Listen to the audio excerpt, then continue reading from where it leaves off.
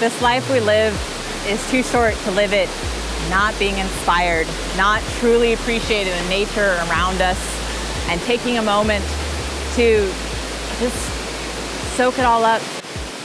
So today I came out, it's a Monday, it's afternoon. I could be inside working on a computer, not really living my life, not appreciating all this.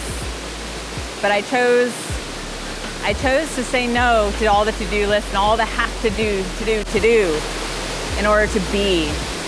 Because at the end of the day, it's more about being in alignment and not just what you do.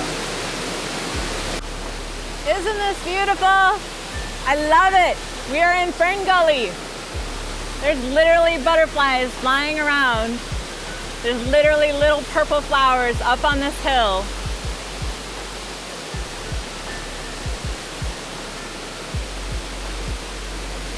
It's so alive. It is so alive.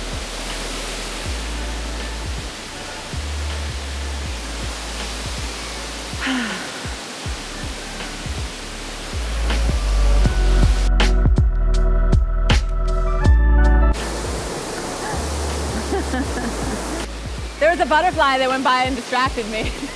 There it is.